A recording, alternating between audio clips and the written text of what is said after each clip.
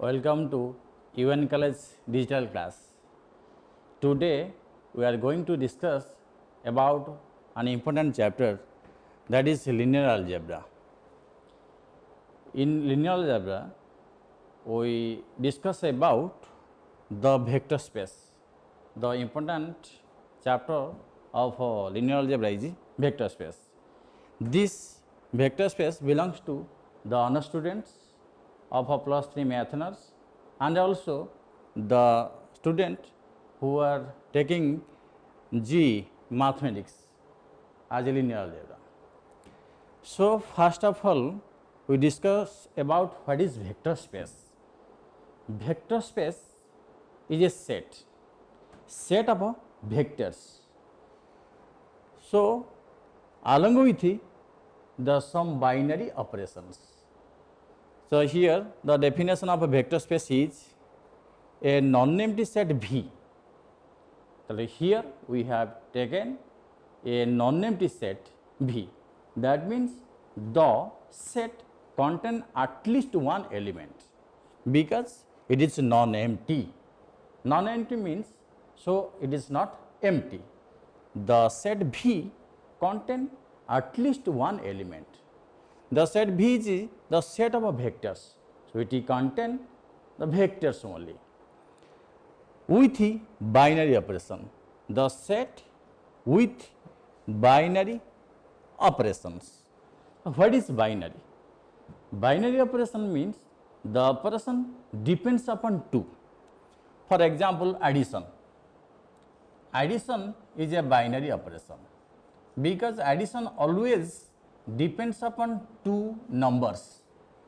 When we add two numbers, so suppose for example 2 and 3, so it is 5. So addition always depends upon 2. All mathematical operations like addition, subtraction, multiplication are binary. Here the set of vectors V with the operation like vector addition and scalar multiplication. The binary operation with the set, that is vector addition and scalar multiplication, is said to be vector space. The set V called as vector space with these two operations, one is vector addition, another is scalar multiplication, is said to be vector space if the set satisfying these conditions, the following conditions. If it is satisfying the following condition, the conditions are important. When we talk about a group, we call as the physics, chemistry, mathematics are the royal subject in science. So it is a group which contain many more chapter or important life in the world. So here the set V satisfy the axiom, so the set called as vector space. So vector contains so many, for example force is a vector, displacement also vector, acceleration. So the set V contain these type of vectors. The first axiom or rule is that closure axiom for vector addition. If we take two vectors u and v, suppose the u and v are the elements of the vector space V, then their addition u plus v, u and v are the arbitrary vectors in the set V, their addition must be belongs to this vector. For example, we know that the set of natural numbers is closed under addition. For example, if we take two natural numbers 1 and 2 and add them, the result is 3. When we add 1 and 2, the result is 3. So we call that the set of natural numbers is satisfy the closure axiom for addition. So how it is called as closure? For example, suppose when we ask 1 and 2, what are you doing? If 1 and 2 speak something, हम बोलते हैं कि अरे 1 और 2 क्या कर रहे हो? 1 and 2, what are you doing? What is your job? They call nothing else. We are used on counting. That means when a boy or a small boy, a old person counting something, so use 1, 2, 3, 4 like this. For these are called natural numbers. When we add these two numbers, the result 3. Next we ask to 3, what is your job? 3 tell I am with the same job, I am close with the same job as 1 and 2 are do. So it is closure axiom. So we call this axiom as closure. Closure axiom for, axiom means rule, closure axiom for vector addition. Similarly, if we take two vectors, then their addition is also a vector. Suppose we add 3 Newton of a force with the 4 Newton. The result may be 7 Newton, the result may be 5 Newton. If angle is 0 degree, so it is 7 Newton. Angle is 90 degree, so it is 5 Newton.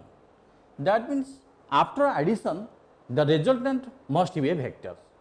That means if the resultant vector contained in the vector space, then the vector space or then the set called as closure satisfy the closure axiom. Is the first axiom. Second axiom, that associative axiom for vector addition. If we take 3 vectors u, v, w, that means these 3 are arbitrary vectors in the set of a vector v. If we add first u and v, then w, the result is must be equal to the first addition of a second and third vector with the first. This is associative. If we take 3 children, first 2 children are taking part in the observation and the third, next is third. The same thing are that when the second and third students are participate and then the first. If the result is same, so it is associative. In the natural number, if we add 1 plus 2 first, then with 3, the result is 6. If we add 2 and 3 first, then with 1, so result is also 6. So we call that n satisfy, the set of natural numbers n satisfy the associative axiom.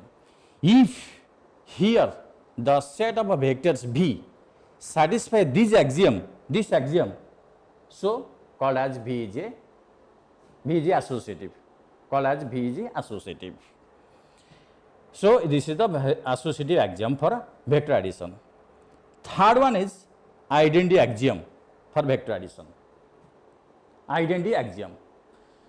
0 called as additive identity. So it is identity, but written as identity. Some words written in different, like instantaneous. We call instantaneous, but written as instantaneous. So here we write identity, but tell identity. Identity axiom for vector addition. If you take any vector, any arbitrary vector, any vector from the set V, suppose this is u, then there exists an vector 0. Here the u, v, r, w are the vectors, but we don't put arrow mark on the top because it is taking time. So here 0 is a vector, u is also vector. A vector can add with a vector. A vector cannot be added with a scalar. So all these are vectors. Then u plus 0, u is a vector, 0 is also vector. The result is u. So in this case, 0 is called as additive identity. Additive identity. U plus 0 also equal to 0 plus u. Why 0 is called as additive identity? Identity means क्या है? When we add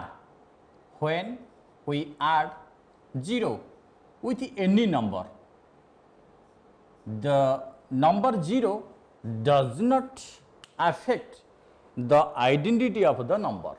That means 2 plus 0 is equal to 2. 3 plus 0 is equal to 3. That means in case of addition, 0 does not change or does not affect the identity of the number. But in same case, when we multiply 0 with any number, the identity of the number affected. The result is something different. So in case of addition, 0 does not affect the identity of any number. So it is called identity axiom. In this case, 0 vector, the null vector, is the identity element of the vector space.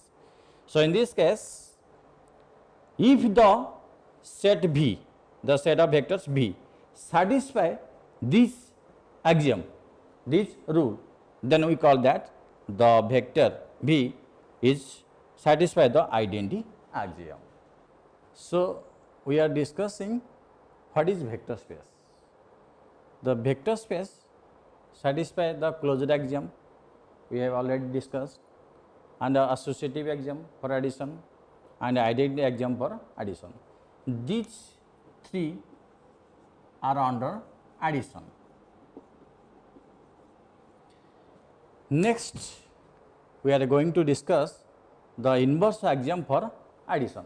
Same operation, addition, but it is inverse axiom for vector addition. So what is inverse axiom? For any vector, you take any vector u from the vector set V. There must be, there exists a vector, that means the negative vector of u minus u belongs to the same set V, same set of vectors V, such that their addition u plus minus u is equal to 0 vector, that means null vector. Here 0 is a vector and also equal to minus u plus u. That means when these identity are satisfied in this vector V, then the vector space V or the set of vectors V called as inverse axiom for vector addition. That means when the set of vectors satisfy this axiom, so we call the set satisfy the inverse axiom for addition. For example, the set of natural numbers, does not satisfy the additive inverse axiom. For example, if we take 2 as an element of a natural number, by element of n, but there is no inverse element 2 or minus 2. The inverse element of 2 is minus 2, not belongs to n. So n not satisfy the inverse axiom, but the set of integers z satisfy the inverse axiom for addition. For example, if we take 7, so there must be a number minus 7 in z, their addition will be equal to 0. So z satisfy the inverse axiom. When the vector V satisfy the inverse axiom, then it will be a vector space. The fifth axiom is commutative axiom for vector addition. If you take any two vectors in the set of vectors V, when we add u plus v, when we add u and v, is same result v plus u.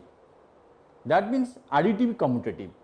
If the vector v satisfy this axiom, so it is called as commutative axiom for vector addition. Next one is these 5, 1, 2, 3, 4 and 5. These 5 axiom based upon the binary operation addition. All these 5 are satisfy on the binary addition, binary operation addition. The next are depend upon the multiplication. The first one is scalar multiplication. The multiplication of a vector is two types. So, the vectors multiplication cannot be explained or satisfied in this axiom. Only the scalar multiplication. That means we multiply a scalar with a vector. Suppose we have taken 2 is a scalar and f is a force of vector. So, 2f also vector. That is a question. Suppose a is a vector, and m is a scalar. So, what is the angle between a vector and ma vector? So, answer is 0. The angle between the vector A and the vector ma. When we multiply the scalar m with a vector, the resultant is also a vector. So, in the same direction, because scalar has no any direction. Here in scalar multiplication, we have taken a vector u which belongs to the set of vectors v, and alpha, here alpha is a scalar, any scalar, any scalar, alpha is any scalar. Then alpha u, their product, alpha is a scalar, u is a vector, their product is scalar multiplication, is also a vector, belongs to the set. That means when a set contain these elements for any arbitrary chosen of alpha and u is the arbitrary element of the vector set V and alpha is any scalar. If the set V contain the multiplication, arbitrary multiplication, that means any randomly multiplication, any scalar, any vector, but their multiplication belongs to the set, then the set V satisfies the scalar multiplication axiom. The next is scalar associative. Here we have taken for any scalars alpha beta. Here alpha and beta are two scalars and u is a vector. Alpha beta are two scalars and u is a vector. And they are associative. When we multiply beta with the vector, the result is also multiplied with alpha, gives the same result when alpha and beta are multiplied first, then with the vector v, the same result. It also gives the same result when alpha multiplied first with the vector, then beta give the same result. If these three are equal, then we call this is the scalar associative axiom. That means scalar and vector are associative with each other. Here alpha and beta are two scalars, but alpha and beta is also a scalar. That means vector, when we multiply with the vector, the same result vector. But two vectors can be multiplied in different ways, two ways. So, here scalar does not affect the vector with the same direction. Last one is distributive axiom. Distributive axiom is two types. One, first of all, scalar distributive over vector addition. Second is vector distributive over scalar addition. The distributive axiom is two types. So, for any scalar alpha beta, here alpha and beta are two scalars and uv are two vectors. uv are two vectors. Alpha beta are scalars and uv are vectors. Scalar distributive over vector addition.